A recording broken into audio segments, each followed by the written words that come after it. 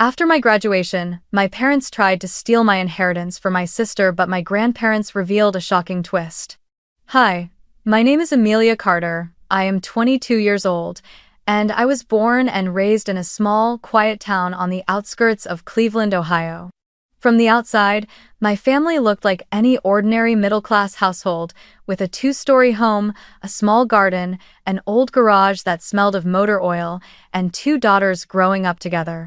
But inside those walls was a world full of cracks that only I could truly feel. Throughout my childhood, I learned how to live as an invisible person within my own home. It all started with the constant and unapologetic favoritism my parents showed toward Sophia, my younger sister, 2 years my junior.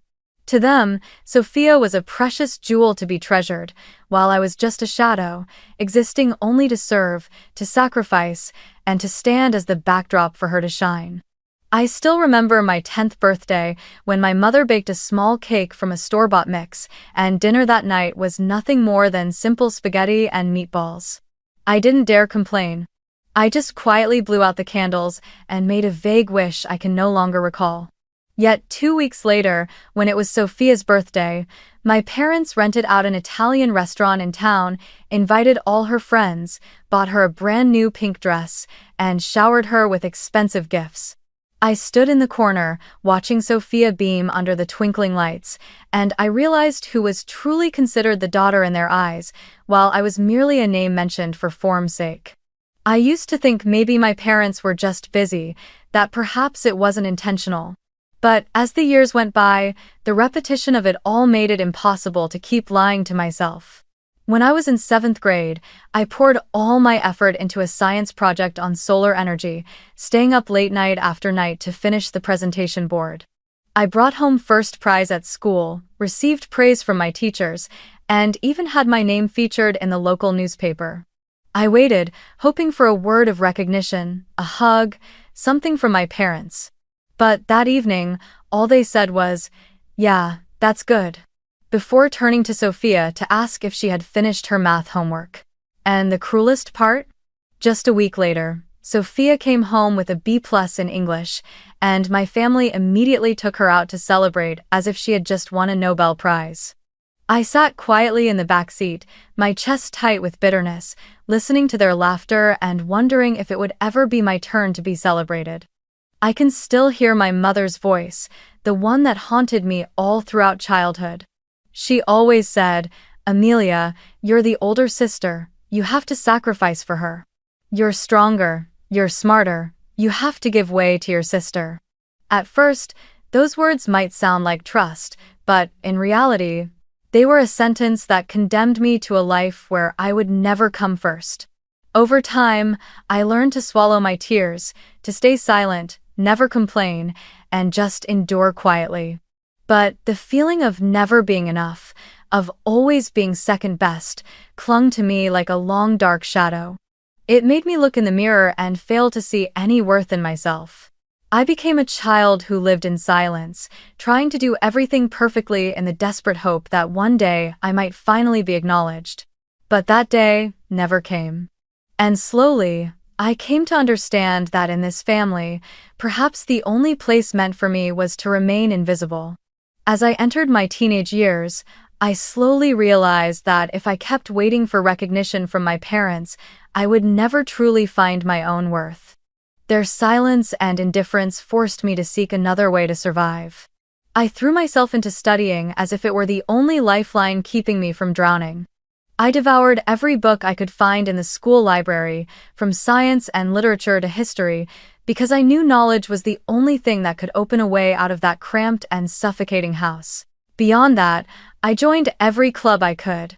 The science club, the debate team, and even the weekend volunteer group. I wasn't always the best, but I needed a place to prove that I could do something, that I wasn't invisible. I needed a space where my voice could be heard, even if it was only within the small walls of a club meeting. But the older I grew, the more I understood that none of those achievements would ever change my parents. When the time came to apply to college, I once again faced the harsh truth that I could only rely on myself.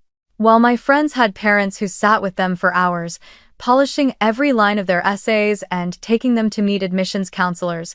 I sat alone at my desk in my tiny room, rewriting my personal statement over and over until the drafts piled high.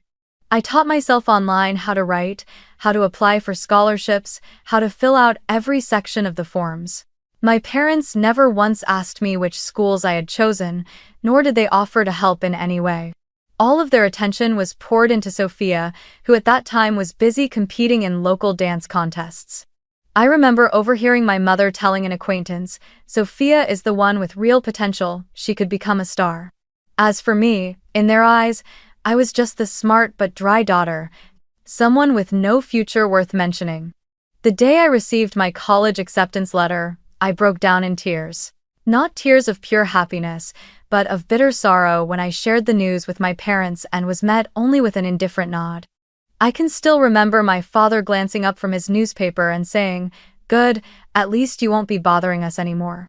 In that moment, I knew that my path could only be lit by my own effort and faith, not by the love or support of those who should have cared for me unconditionally. Move-in day at college, one of the most important milestones of my life, remains an unforgettable memory. While many of my friends were dropped off by their parents, posing for pictures at the campus gate, laughing and crying in the embrace of their families, I stood alone with an old suitcase, staring across the crowded parking lot with an empty heart. My parents couldn't come with me because they were busy taking Sophia to a dance competition in another state. I forced myself to smile when people asked, "Where are your parents?" But inside, the loneliness cut through me like a cold blade. Thankfully, my grandparents George and Eleanor were there. They were the rare source of light in my otherwise shadowed childhood. My grandfather, with his white hair and steady, deep voice, gripped my hand tightly and told me he believed I would achieve great things. My grandmother hugged me for a long time, whispering into my ear, "You are never alone, Amelia. We are always here." Those words became my anchor as I stepped through the gates of college, fully aware that I would have to navigate this vast ocean on my own. But independence was not always sweet. I entered my 20s carrying a heavy load of worries. Unlike many of my classmates whose parents sent them monthly allowances, I received almost nothing from my family. My parents bluntly told me, "You already have a scholarship, figure out the rest yourself, we need to save for Sophia's future." And so, every expense, tuition, textbooks, meals, dorm fees was mine to shoulder alone. I balanced classes with shifts at a coffee shop near campus, scraping together every dollar I could. There were nights when I closed up late, my hands aching from washing hundreds of cups, only to stay awake until dawn finishing an essay. My body grew thin, my eyes constantly ringed with dark circles. Outwardly, I tried to appear strong and resilient, but inside, I often felt like a fragile shard of glass, ready to shatter at the slightest touch. That pressure broke me down more times than I can count.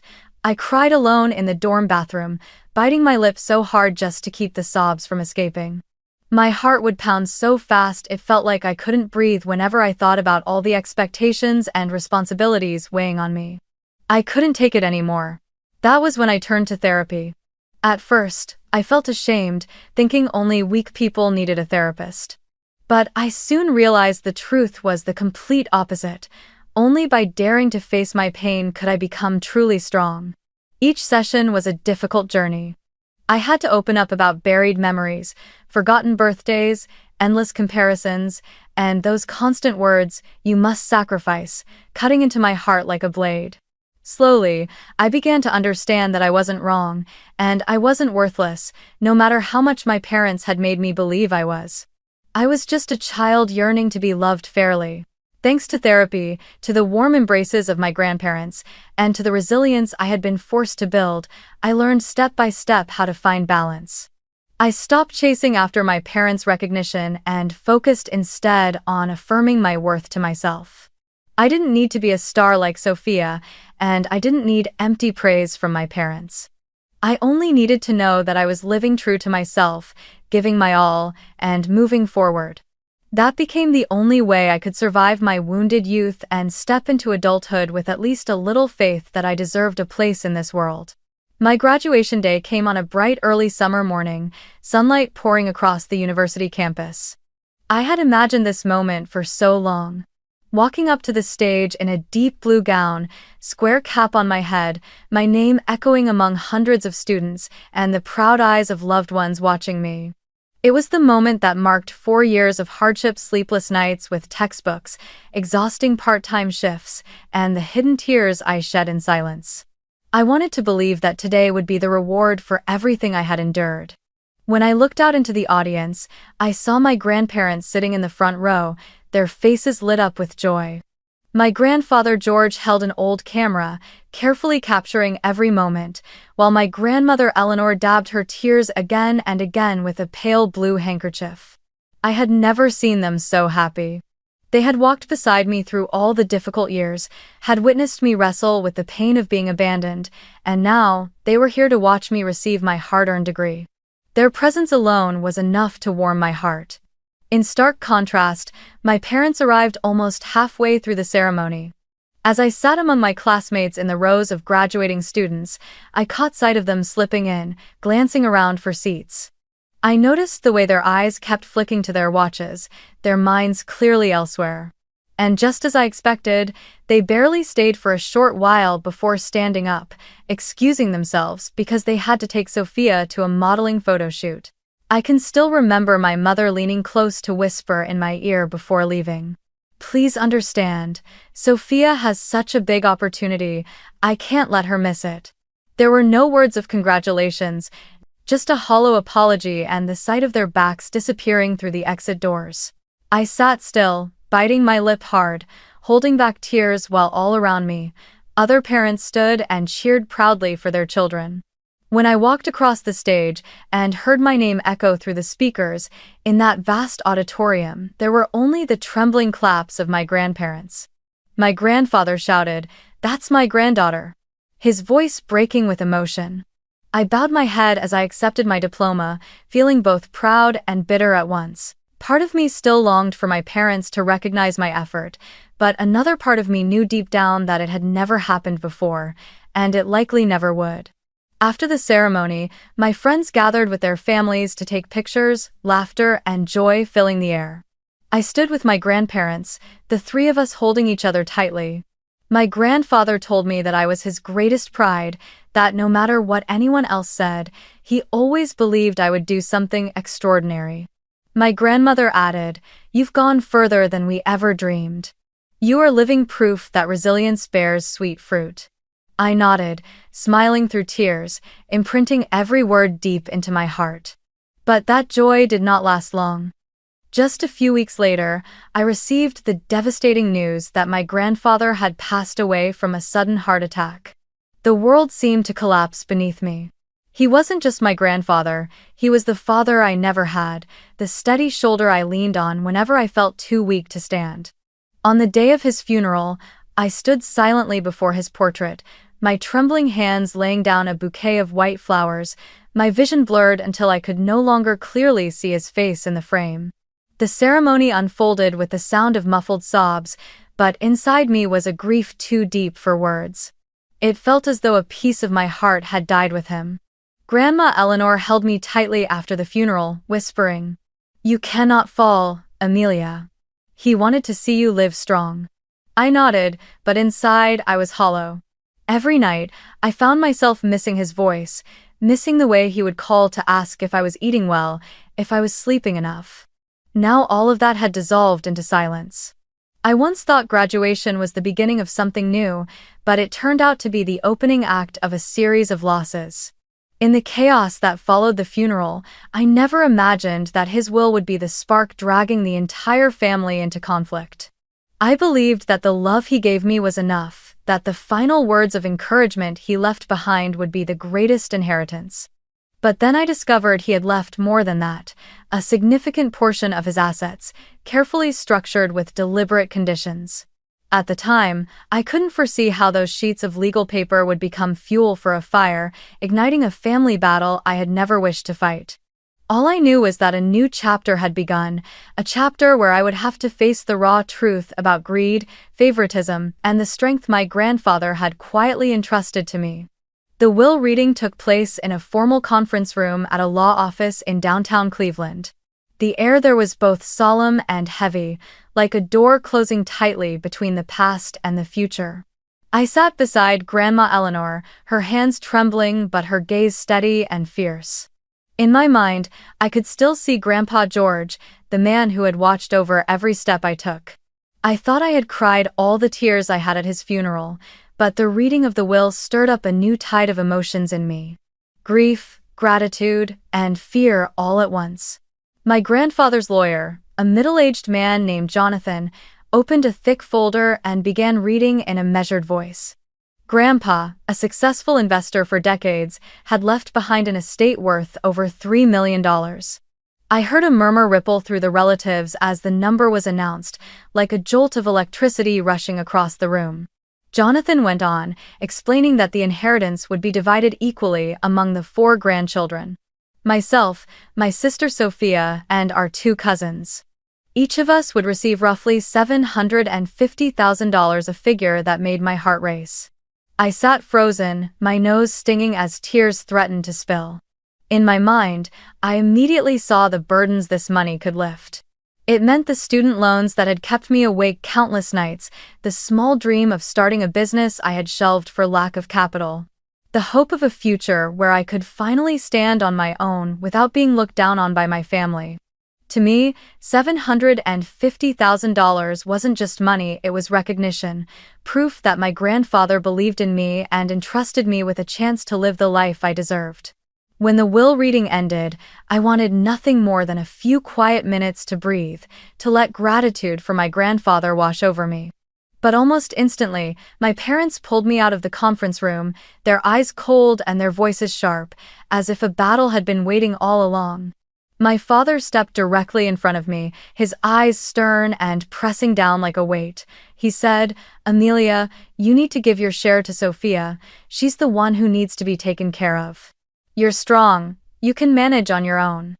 My chest tightened, but before I could respond, my mother cut in, her tone soft on the surface, yet each word slicing like a knife. "Your grandparents don't understand Sophia the way we do. She's fragile, delicate. You're her sister, you're supposed to sacrifice. You're used to it, aren't you? All your life, you've been stronger, so give this to her." I stood stunned. In that moment, memories of my childhood flooded back like a storm. The lopsided birthdays, the celebrations that were always for Sophia, the endless words forcing me to sacrifice.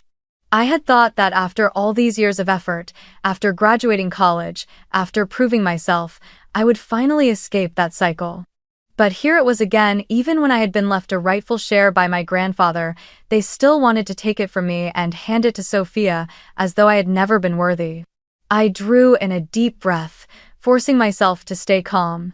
Inside, my whole body trembled with shock and pain, but I refused to break.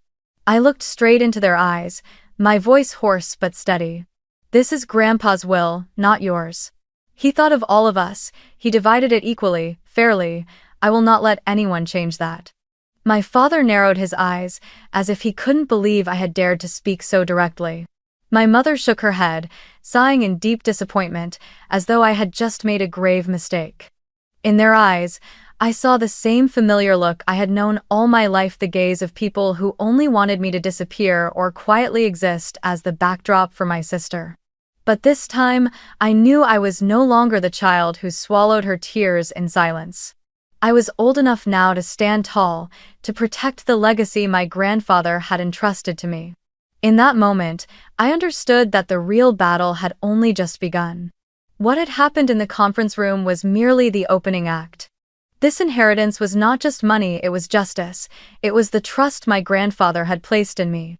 And I swore, deep within myself, that I would never let anyone, not even my own parents, steal that trust away. I thought that holding my ground in that conversation would be enough, that things would end there. I was wrong. Just a few days later, when the documents related to the will were sent to the family for signatures, my father, who happened to be one of the executors, made his move. Sitting at the dining table, he spread the stack of papers out before him, his tone cold and firm. "I'm not going to let this play out the way you think, Amelia. Your grandparents may have left you a share, but I'm the one with authority to execute, and I will reinterpret this will in the way that makes the most sense. You don't need that money, Sophia does. I was stunned, my heart pounding in my chest. I knew my father was decisive and authoritarian, but I never imagined he could be this brazen, disregarding even my grandfather's final wishes. My voice trembled as I replied, "Dad, that's not a reinterpretation. That's completely altering Grandpa's intent.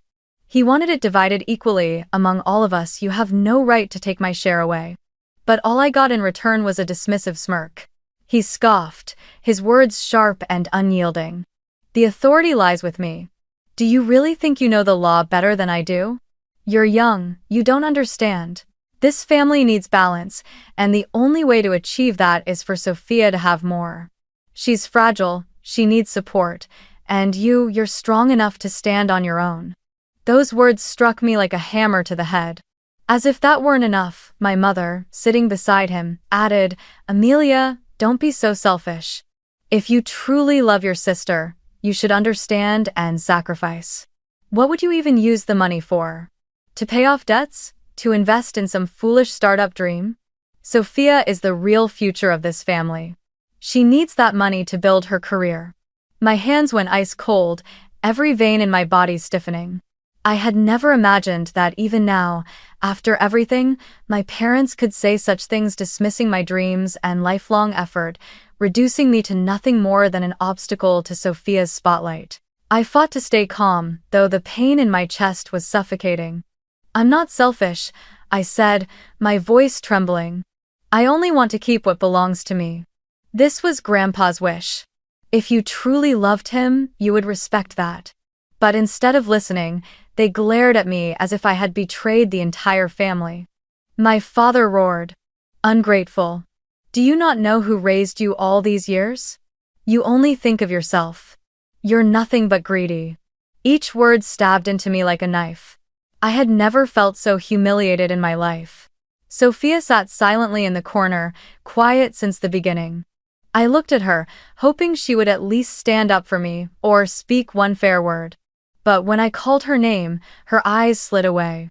Then she softly muttered, "If Mom and Dad say so, then it must be right." Those 5 simple words shattered my world. The sister I once believed would understand me, the sister I had sacrificed for time and again, now nodded in agreement with my parents, letting all of my struggles be trampled underfoot. I sat there, my hands clenched so tightly beneath the table that my nails broke the skin, blood seeping out as my chest burned with rage. My mind replayed every effort of the past 22 years. The endless nights bent over textbooks, the exhausting part-time shifts, the times I cried alone in a bathroom, feeling worthless. I had done everything to prove I wasn't invisible. I had earned my degree on my own, and now Grandpa had given me the greatest trust and inheritance to start a new life. Yet, in just moments, my parents had decided to rip it away from me, and my sister betrayed me with her silence. The feeling was no different from being thrown back into my childhood, left in the corner while Sophia received all the cheers, given a small cake while she got the grand party. Only this time, it wasn't a birthday, it was the fate of my entire future on the line, and I was about to lose it again. Every effort, every drop of sweat, every dream I had ever held was being disregarded, poised to be erased by the very people who were supposed to protect me. I had never felt injustice so raw, so merciless, in my entire life. In that moment, I swore to myself, if I bowed my head this time, I would lose everything forever, not just the money, but my very belief in my own worth. Yet, at the same time, fear screamed inside me. Could I really stand up against my parents, who held both power and control? Would all of my efforts once again be swept away, just as they always had been before? I sat there in silence, tears streaming down my face, with only one thought echoing in my mind. Everything I had built, everything my grandfather had believed in, was about to be stolen from me. And this time, I wasn't sure I had the strength to endure it. That night, I returned to my small apartment with swollen eyes and a heart utterly exhausted. I had spent the entire afternoon in my parents' living room, listening to them accuse me of being selfish, ungrateful, greedy. Sophia remained silent, only nodding faintly in agreement with them. Never had I felt so completely alone. I clutched my pillow and cried until I couldn't breathe, convinced that everything I had fought for was about to be swallowed up in an instant. But in the midst of that despair, I thought of my grandmother Eleanor. All my life, she had been the one constant holding me close when I was hurt, listening when I had no one else to confide in. I knew she was the only one who could understand the storm I was facing. The next morning, I took an early bus to my grandparents' old house on the outskirts of Cleveland. That house always carried a strange warmth, with the faint smell of baked goods in the air, and family photographs lining the hallway, memories tied to the rare days when I truly felt loved. My grandmother opened the door, and when she saw my worn-out face, she pulled me into her arms at once. "My dear girl, what's happened?" she asked, her voice filled with worry. I couldn't hold it in any longer. I broke down sobbing on her shoulder and told her everything. How my father had declared he would reinterpret the will to hand my entire share to Sophia, how my mother had called me selfish, and how Sophia had silently agreed. She fell quiet for a moment, then took my hand, her eyes glowing with a sternness I had rarely seen. "Amelia, you don't know this, but your grandfather foresaw this a long time ago." I looked up at her, stunned. She sighed softly, walked into the living room, and pulled out an old wooden box, its surface worn with age. Inside, she took out a bundle of documents, clipped and sealed carefully. "Years ago, when you and Sophia were still children," she explained, "your parents tried to pressure us into changing the will. They wanted the entire estate to go to Sophia, claiming she was the one with real potential." My chest tightened as her words sank in. So this favoritism wasn't just in the everyday slights, it had reached all the way into their final wishes for the family fortune. Grandma continued, her voice trembling yet filled with pride. "Your grandfather was furious at the time. He said his love for you children was equal, and there would never be a day when one received everything while the other got nothing. After that, he decided to add a special clause to the will. Anyone who attempted to change or reinterpret the equal division would immediately forfeit their own share of the inheritance." My mouth fell open. A shiver ran through my entire body, like a current of electricity surging down my spine. I whispered, "You mean, if my father really does what he said?" Grandma nodded, her eyes shining with pride. "Exactly. Then he himself would lose his inheritance. Your grandfather foresaw this favoritism, and he wanted to protect you." In that moment, I trembled with both fear and relief. For so many years, I had wondered whether Grandpa truly understood my pain, whether he saw the blatant favoritism in our family. And now I knew without a doubt, not only had he seen it, but he had taken action to fight against it. He had left me not just money, but also a legal shield, a clear sign that he believed in fairness. I broke down in tears, this time not only from sorrow but from a profound sense of gratitude. Grandma held my hand tightly, her voice steady and unwavering. "You are not alone, Amelia. I won't let your parents steal what belongs to you. Your grandfather put that clause in place to protect you. Now we must act." She picked up the phone and immediately called Jonathan, my grandfather's lawyer, requesting an urgent meeting. She also reached out to my father's siblings' uncles who had rarely involved themselves in family affairs to inform them of what was happening. "This is not just about you," she said. "It's about respecting your grandfather's final wishes." I sat there, watching her small but determined figure, feeling my heart slowly grow warm again. Amid the chaos, she was like a steadfast lighthouse guiding me through the storm. For the first time in weeks, I felt a flicker of hope. I knew the battle ahead would be long, and my parents would not give up easily. But I also knew now that Grandpa had never abandoned me. He had prepared for this, and with Grandma and the lawyer by my side, I wouldn't be fighting alone. That night, when I returned home, I sat silently by the window, watching the glow of the streetlights spill through the glass. Grandma's words echoed in my mind. "He foresaw this and wanted to protect you." I whispered a promise into the night, sending it to my grandfather. I will not let anyone steal what you left for me. I will stand firm, just as you taught me. For the first time in days, I felt my breath come easier, my chest no longer filled with only fear but with pride and determination. I knew the real battle was about to begin, but I also knew that this time, I was no longer alone. The family meeting was scheduled on a gray afternoon, the sky over Cleveland heavy with clouds. I walked into Jonathan's law office, my heart pounding in my chest. In the long conference room, the polished wooden table reflected tense faces.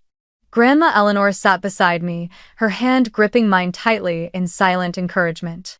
Across from us were my parents, my father's eyes cold as steel, my mother's arms crossed, her face set in harsh disapproval. A few of my uncles were present as well, men who usually stayed far from family disputes, but who had been invited today to serve as witnesses. The atmosphere was so heavy I could hear the beat of my own heart in time with the ticking clock on the wall. Jonathan opened the meeting, his voice calm but firm. We are here to clarify matters concerning the will of Mr. George Carter. I am aware of recent disputes, and I must emphasize that his intentions were written with precision. The estate is to be divided equally among the 4 grandchildren. There is no clause that allows an executor to reinterpret this according to personal preference. My father cut in sharply, his voice rising. I'm not changing anything. I just want to make adjustments that make sense. Sophia is the one who needs the money most. We're only thinking of her future, not trying to be unfair. All. His words made my blood boil, but before I could speak, Grandma Eleanor rose to her feet, her eyes blazing with a rare, fierce resolve. Stop making excuses, she said, her voice trembling yet powerful. George warned me long ago that you would try to strip Amelia of what was rightfully hers. He foresaw this, and that's why he added a special clause. The room fell silent, broken only by the rustle of paper as Jonathan pulled out a copy of the will. Adjusting his glasses, he read slowly, every word landing like a hammer. Supplementary clause: any individual, under any pretense, who attempts to alter, reinterpret, or interfere with the equal distribution of assets among the grandchildren will immediately forfeit their inheritance, and their role as executor shall be revoked. The words cut through the tense air like a thunderclap. I watched my father's face flush crimson, his lips pressed into a thin, rigid line, while my mother's eyes widened in shock. Around the table, my uncles exchanged murmurs, and one even nodded slightly, as if justice had finally spoken aloud. Jonathan went on, his voice sharp as steel. Since Mr. Carter, the father of Amelia, openly expressed his intention to reinterpret the will, under this clause he is immediately removed from his role as executor. The authority will be transferred to the designated substitute, and his share of the inheritance will be subject to review. In that instant, I watched my father's carefully laid plan collapse like a sandcastle struck by waves. He shot to his feet, roaring, "You are tearing this family apart. Amelia, you are the reason everything is falling apart. If you weren't so greedy, none of this would be happening." My mother quickly joined in, tears shimmering in her eyes as though she were the true victim. "Amelia, you're breaking my heart. Are you really turning against your own parents over money? Don't you see this family is being shattered because of you?" I sat there, tears streaming uncontrollably. Every accusation landed like a blade driven straight into my chest. A part of me wanted to collapse, to apologize just to escape the crushing weight of their voices. But then I remembered my grandfather's eyes on my graduation day, the sound of his voice when he said I was his greatest pride. I drew a deep breath, stood to my feet, my voice trembling but resolute. "I'm not stealing anything, I am only keeping what Grandpa left for me. This was his will, not mine. I don't want to divide this family, but I will not let anyone demean me ever again." The room fell into silence. My parents stared at me as though they no longer recognized the daughter who had once been obedient and quietly endured everything. I felt my grandmother's hand on my shoulder, gripping firmly, as if to say, "You did the right thing." For the first time in my life, I did not bow my head. I stood face to face with injustice, gathering every ounce of courage forged from years of pain. Tears fell, But they were not only tears of sorrow, they were tears of release. When the meeting ended, my father stormed out, my mother quietly following behind him. I sank into a chair, my whole body trembling, yet inside me rose a strange new feeling. Strength. I had done something I had never dared before. I had stood up openly, I had defended myself in front of everyone. And in that moment, I understood that this was only the beginning. But at the very least, for the first time in my life, I had stood tall without the weight of favoritism pressing me down. I had finally found my own voice. A few days after that tense family meeting, I assumed Sophia would avoid me. All throughout our lives, she had never truly taken my side, and in that meeting her words, "If Mom and Dad say so, then it must be right," had cut into me like a knife. I expected nothing more from her, and I thought the gap between us would only grow wider. But one evening, after I returned home from another long shift at work, still fumbling with the apron strings around my waist, there was a knock at the door. When I opened it, Sophia stood there, wearing a faded jean jacket, her face clouded with hesitation. I froze for a moment, unsure how to react.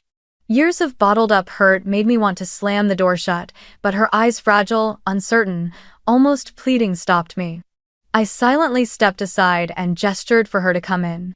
She sat down on the couch, nervously twisting the hem of her jacket like a child searching for words of confession. The small room was quiet, filled only with the steady tick of the clock. Then she looked up, her voice trembling. "I'm sorry, Amelia. At that meeting, I should have spoken up. I should have defended you, but I was scared. I've never known how to stand up to Mom and Dad." I stared at her, torn between anger and surprise. For as long as I could remember, Sophia had been the pampered one, the center of attention. But now she sat before me like someone lost. She drew in a deep breath and went on. "You don't understand, being the golden child isn't easy. Mom and Dad always put me on a pedestal, demanding I be perfect, successful, constantly making them proud. Every time I got tired, every time I wanted to stop, they would say, 'You are not allowed to fail. You're our only hope.' I felt like nothing more than a puppet." Her voice cracked, her eyes red with tears. "Sometimes, I envied you. At least you got to live as yourself. I've never had that. I've always been acting a role." My heart softened. All these years, I had only seen the surface: Sophia's privileges, her lavish birthday parties, the endless praise. I had never considered that behind that glittering light were invisible chains. She let out a long sigh and added quietly, "You made me realize I have to live my own life. Watching you stand up in that meeting, watching you defend yourself, it made me see that I need to change too." I didn't know what to say, I just let the tears fall. Perhaps this was the first time Sophia had ever truly opened her heart to me, not as the golden child of our parents, but as a 20-year-old girl lost at a crossroads in her life. She hesitated, then continued. "I've decided to use my share of the inheritance to enroll in community college. I don't know yet what I'll study, but this time, I'll choose for myself, not follow what Mom and Dad want." I looked at her, my chest swelling with emotion. It was the first time Sophia had spoken about making her own decision without parroting our parents' words. The first time she dared to step out of the flawless shell they had forced around her. I gave her a faint smile, my voice rough with tears. "If that's what you want, I support you. You deserve to live your own life, Sophia." In that moment, in the small room, we no longer sat as the pampered child and the forgotten one. We were simply two sisters, both bound for years by our parents' twisted expectations. And for the first time, the fractures they had created seemed like they could begin to mend. Sophia clasped my hand and whispered, "Can you forgive me?" I nodded, tears streaming, but inside I felt a quiet relief. We stayed up talking late into the night, sharing things we had never dared to say. I told her about the nights I cried alone in the dorm, feeling like the whole world had turned its back on me. She told me about the times she collapsed in exhaustion after dance rehearsals, yet still had to smile brightly on camera because our parents demanded it. both of us came to see that all these years, we had never been enemies, we had simply been victims of a sick favoritism. When Sophia finally left, she hugged me tightly. I walked her to the door and watched her figure disappear down the hallway, and in my heart stirred a strange feeling. Hope. For the first time, I saw a different Sophia, not the spoiled girl I had known, but a young woman longing for freedom. And for the first time, I believed that maybe, just maybe, the two of us could step out of that toxic cycle together and rediscover what family was truly meant to be. After the family meeting and everything that followed, I thought the storm had finally begun to calm. But in truth, the turbulence was only just beginning. My father grew colder and angrier than ever. One evening, he called me, his voice heavy as stone. "From now on, don't consider yourself a daughter of this family anymore. You've shamed your parents, torn this family apart over a few dollars. If you've chosen your own path, don't expect anything from us." Then he delivered the final blow, like a knife to the chest. "The house you grew up in, I'm selling it. I don't need to keep anything that reminds me of an ungrateful child." I sat frozen, the phone trembling in my hand.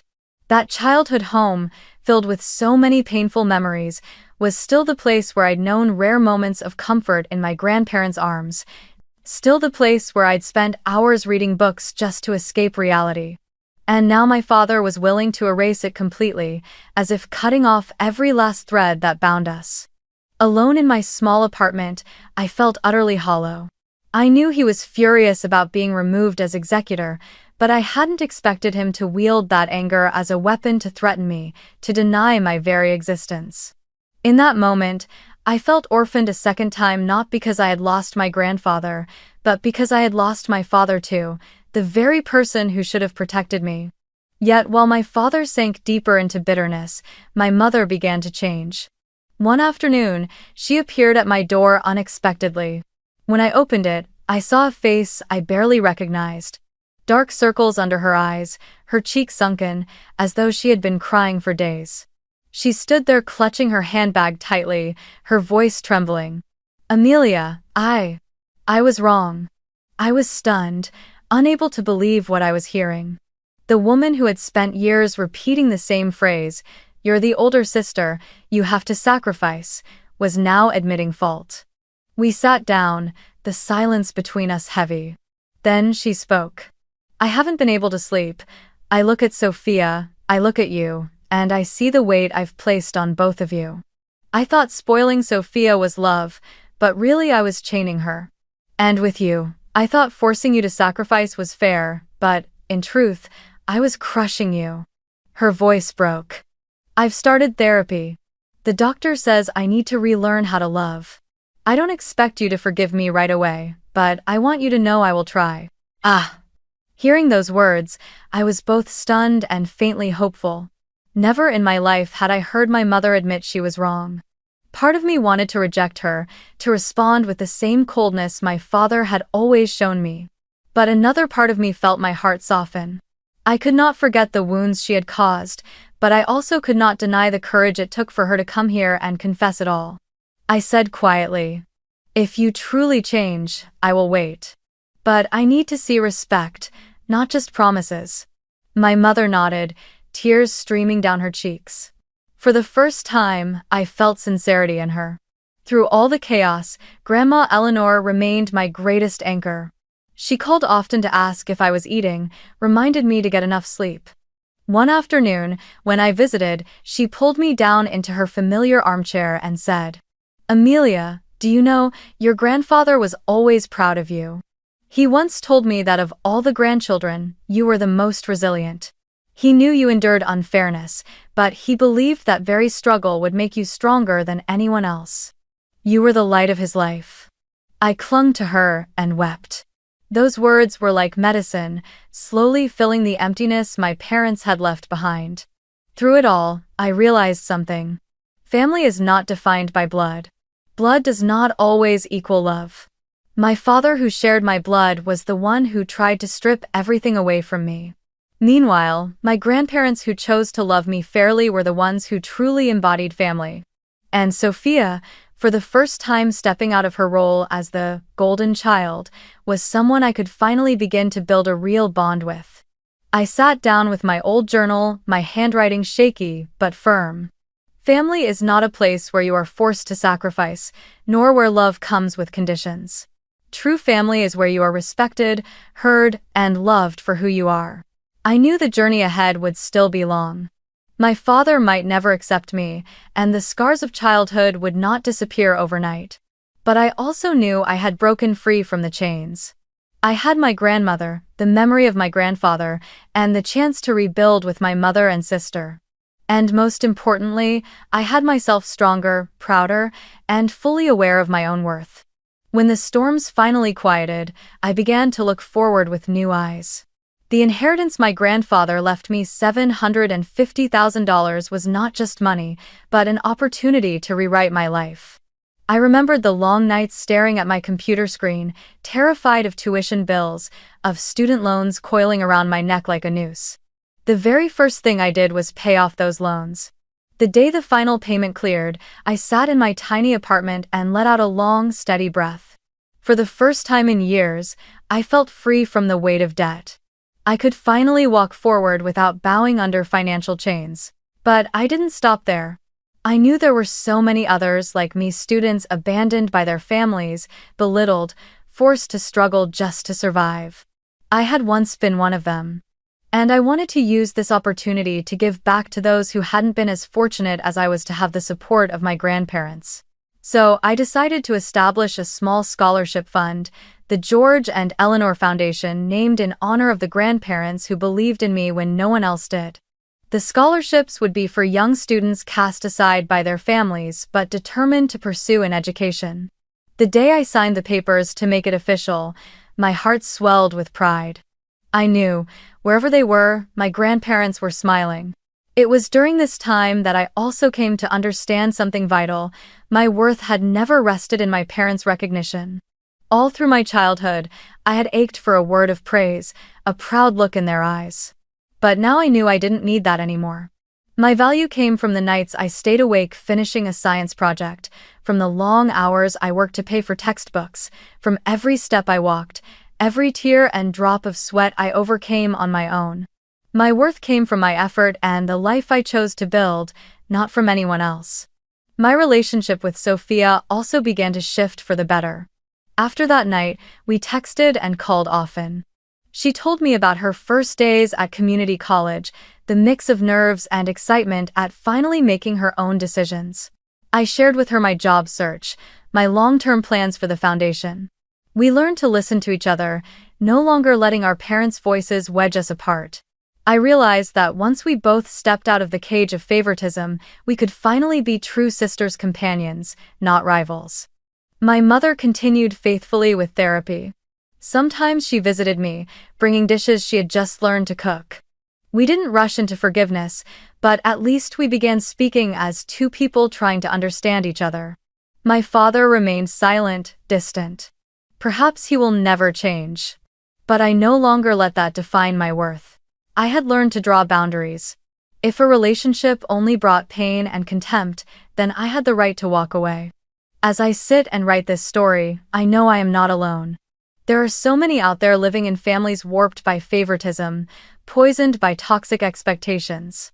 To them, I want to offer these words not as someone who has conquered everything, but as someone who once lived in the shadows and found a way out. If your family belittles you, remember, you have the right to set boundaries. You are not selfish for protecting yourself. You are not ungrateful for refusing to be used. That is the only way to keep your heart whole. Money can be lost, but dignity and peace of mind are not things you should ever trade away. For years, I believed that winning my parents' love by sacrificing myself was a kind of victory. But the truth is, real victory came the moment I stood up and said, "Enough." And from that moment on, I found peace in my soul again. And more than anything, I learned how to believe in myself. My grandparents had believed in me from the very beginning, and now I carry that belief forward. I don't need anyone's approval to know that I have worth. I only need to look back at the journey I've taken to understand that I am stronger than I ever thought I was. If you're listening to this story, maybe you too have been abandoned by your family, underestimated, or made to feel like you weren't enough. I want you to know that you are not alone. You can rewrite your own story. You can find new people, friends, colleagues, mentors who will become your true family. And most importantly, you can become family to yourself through the respect and love you give to who you are. That is the greatest legacy my grandfather left me.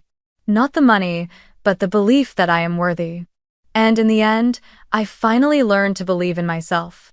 Thank you for listening to my story, and I'll see you again in the next one.